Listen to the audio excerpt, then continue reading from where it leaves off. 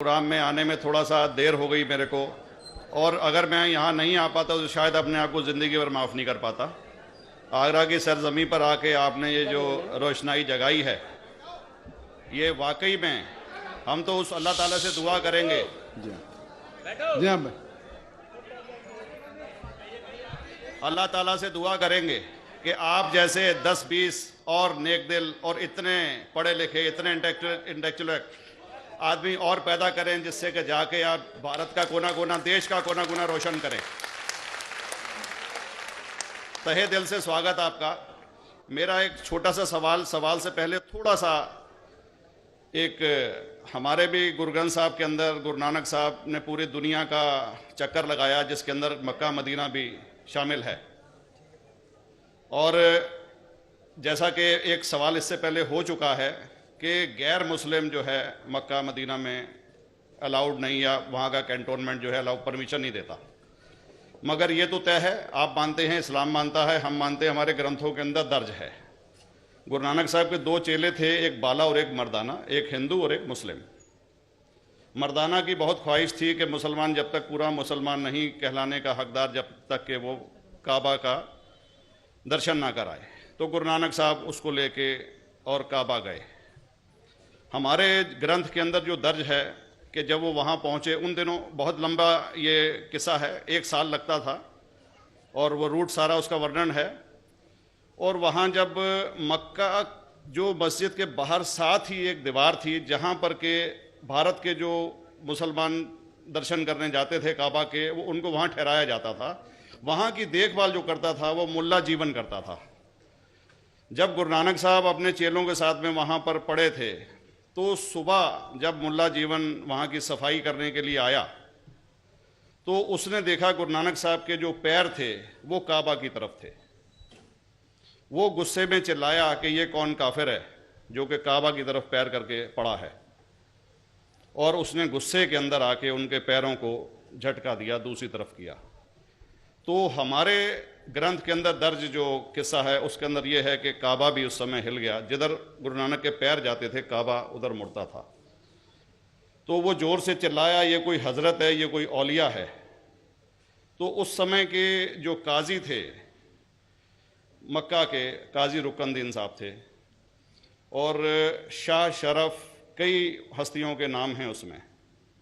तो मैं ये जानना चाहता हूँ कि ये वर्जन को आप मतलब एग्री करते हैं, और करते हैं तो इसका हमारे मुस्लिम ग्रंथों के अंदर किस तरीके से उल्लेख है, ये कृपया बताएं। भाई साहब ने एक सवाल पूछा अपने गुरु ग्रंथ साहिब के मुतालिक, और अल्हम्दुलिल्लाह मैं भी गुरु ग्रंथ साहिब पढ़ चुका हूँ। और जिस तरीके से, क्योंकि वक्त मुख्तसर सा होने की वजह से मुझे वक्त नहीं मिला कि गुरु ग्रंथ को भी कोट करूँ। आपका सवाल का जवाब देने के पहले मैं आपसे ज़्यादा चाहूँगा कि इवन गुरु ग्रंथ की किताब पढ़ेंगे आप, ग्रंथ जिसे आदि ग्रंथ कहते हैं, और कोई सिख से पूछेंगे कि खुदा का तसव्वुर क्या है, सबसे बेहतरीन जवाब कोई सिख दे सकेगा, वो आपको कोट करेंगे जापू जी, जो गुरु ग्रंथ साहिब आदि ग्रंथ के सबसे पहले चैप्टर है, सबसे पहला श्लोक, जिसके कहते हैं जापू जी। इसके मानी है कि God is true, he is only one, he is not begotten and is free from fear and want. क्योंकि मैंने अंग्रेजी में पढ़ा हूं, इसलिए मैं अंग्रेजी में उसे कह रहा हूं कि खुदा एक ही है, वो हक है, और वो ना किसी को जना है ना किसी को जनेगा, और वो इमॉर्टल है, ना कभी मर सकता है। और इसको सिखिज्म में जो खुदा को कहते हैं Omkara, in manifest form he is Omkara, and unmanifest form he is एक ओमकारा। और कई इसके एट्रीब्यूट्स है, मिसाल के तौर पे परवरदिगार, अकल, और उसे रहीम कहा गया है, Wahe Guru as one God कहा गया है, और it is strictly against idol worship and अवतारवादा। भाई साहब का सवाल था कि उनने ग्रंथ में पढ़ा कि गुरु नानक साहब मक्का के, और उनका पैर काबा की तरफ था, और कोई मौलवी ने पैर को हिलाए और काबा हिल गया।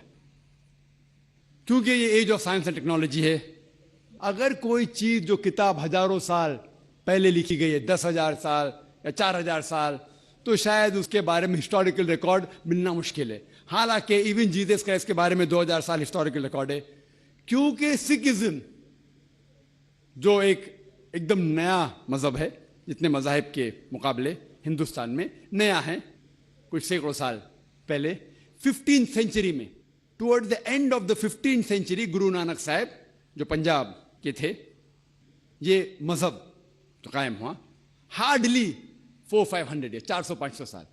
और अगर ये मान लो, सपोज मिसाल के तौर पे मान लो, मैं क्यों कह रहा हूं कि मैं नहीं चाहता हूं किसी को बुरा लगे, मान लो ये सच है, मान लो अगर 400-500 साल पहले अगर ये होता था कि काबा इधर से उधर हिल जाता था, तो हिस्टोरिकल रिकॉर्ड में बिल्कुल लिखा होता था। और कई हिस्टोरिकल रिकॉर्ड में ये नहीं कि काबा हिला इधर उधर, कई हिस्टोरिकल रिकॉर्ड आप देखेंगे। हिस्ट्री इतनी अल्हम्दुलिल्लाह 800-900 साल पहले, 1000 साल पहले जो मुगल ने किए, बिल्कुल लिखा हुआ हिस्टोरिकल रिकॉर्ड में। तो ये कहना कि गुरु नानक साहब वहां गए और काबा हिल गया, ये बिल्कुल साइंस के खिलाफ है, क्योंकि साइंस में कोई भी रिकॉर्ड नहीं है, वहां के देश के रिकॉर्ड में कहीं भी नहीं कि काबा हिला। तो इसलिए हम कहते हैं कि हो सकता है ये गलती से किसने लिखा होगा, न कई किस्से कहानी। ये मैं तस्लीम करता हूं कि गुरु ग्रंथ साहिब में कई चीजें सही है, हक की बात है, लेकिन ये तस्लीम करना कि काबा हिल गया, ये बिल्कुल साइंस के भी खिलाफ है, साइंस के खिलाफ है। और इस्लाम में भी ये नहीं है। लेकिन ये कहना कि कोई गैर मुस्लिम जा सकता है, मुमकिन है चुपके से कोई गया तो हो सकता है, वो भी जवाब दे।